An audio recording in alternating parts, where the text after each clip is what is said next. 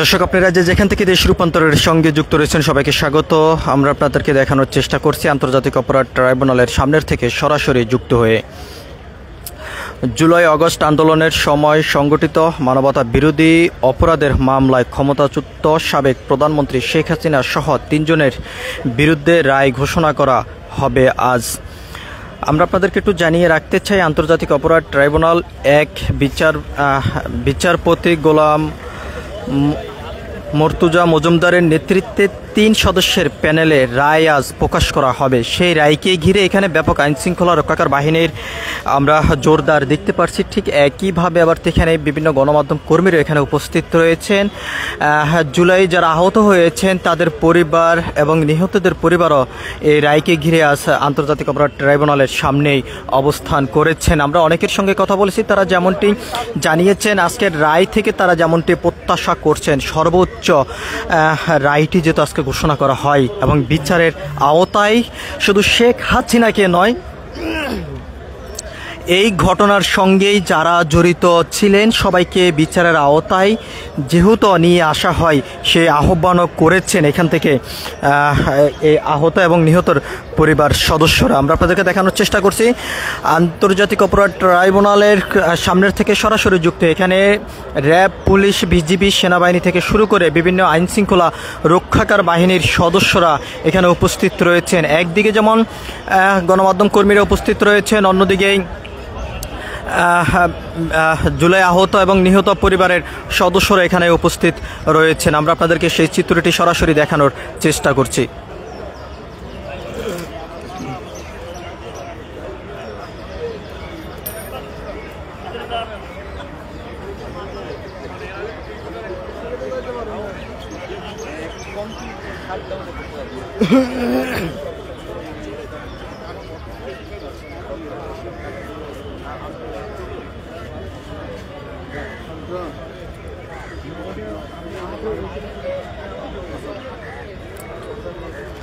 ফোনের লকটা সুতা। আমরা আপনাদেরকে একটু দেখানোর চেষ্টা করছি আন্তর্জাতিক অপরাধ ট্রাইব্যুনালের সামনের থেকে সরাসরি যুক্ত হয়ে। এখানেই শুধু জুলাই আন্দোলনের আহত নিহত পরিবারের সদস্যরা নয়, বিভিন্ন লোকজন এখানে আজকে অবস্থান করেছেন এবং এখান থেকে যেমনটি দাবি করে যাচ্ছেন সাবেক সরকার শেখ হাসিনার যেই আজকে যে রায়টি ঘোষণা করা হবে মামলার, এবং সেই রায় যেহেতু সঠিকভাবে কার্যকর হয় সে আহ্বান কিন্তু এখান থেকে তারা করে যাচ্ছেন। এবং আমরা আপনাদেরকে একটু জানিয়ে রাখতে চাই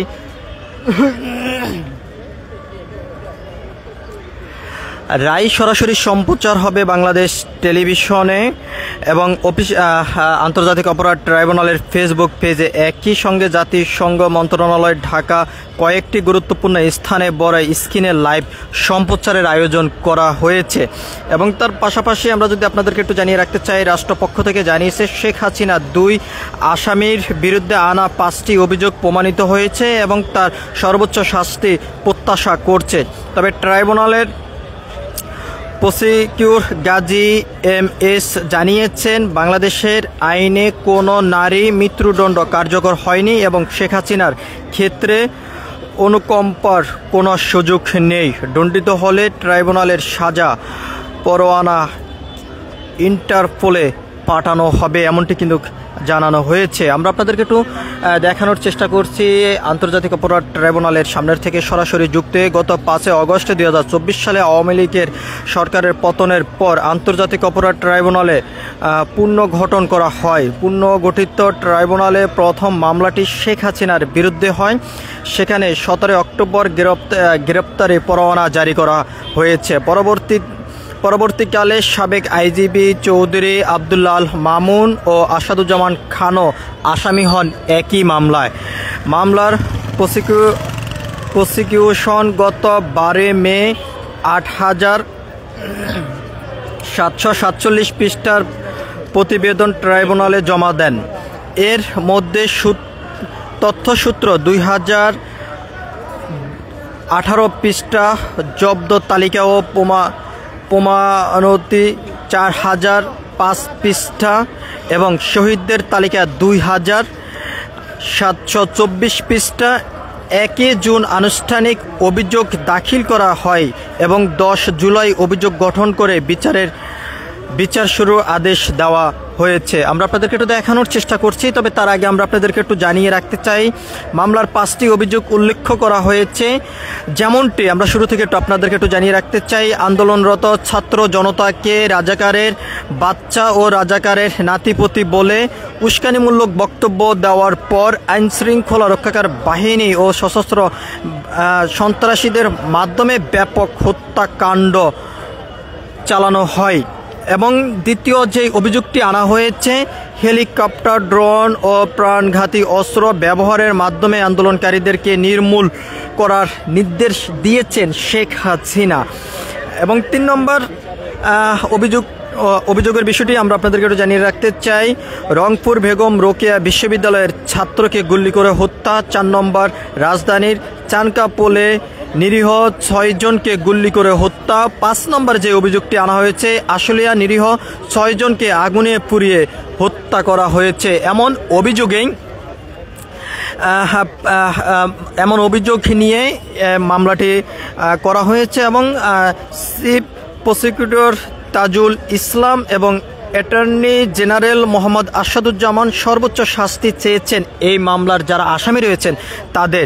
আসামির পক্ষে আইনজীবী খালাস প্রার্থনা করলেও রাষ্ট্রপক্ষের পক্ষ থেকে সর্বোচ্চ শাস্তি নিশ্চিত করার আবেদন করা হয়েছে। আমরা আপনাদেরকে দেখানোর চেষ্টা করছি সেই মামলাকে ঘিরেই আন্তর্জাতিক অপরাধ ট্রাইব্যুনালের সামনেই গণমাধ্যম কর্মী থেকে শুরু করে যারা আহত হয়েছেন, নিহত হয়েছেন ছাত্র জনতার আন্দোলনের সময়, যাদের উপরেই নির্দেশ দেওয়া হয়েছে, সব কিছু মিলিয়েই কিন্তু বিভিন্ন অভিযোগ নিয়ে আসা হয়েছে এবং সেই অভিযোগের ভিত্তিতেই এবং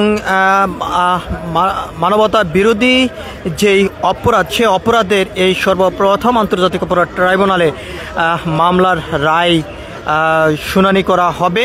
তবে সেই শুনানিকে ঘিরেই আইনশৃঙ্খলা রক্ষাকার বাহিনী রাজধানীর বিভিন্ন স্থানেই ব্যাপক তৎপরতা আমরা দেখেছি। ঠিক একইভাবে আন্তর্জাতিক অপরাধ ট্রাইব্যুনালের সামনেই এবং আশপাশ এলাকা জুড়েই ব্যাপক নিরাপত্তার চাদরে বর্তমানে আন্তর্জাতিক ট্রাইব্যুনাল রয়েছে এবং এখানে আইনশৃঙ্খলা রক্ষাকার বাহিনীর পাশাপাশি গণমাধ্যম কর্মী এবং বিভিন্ন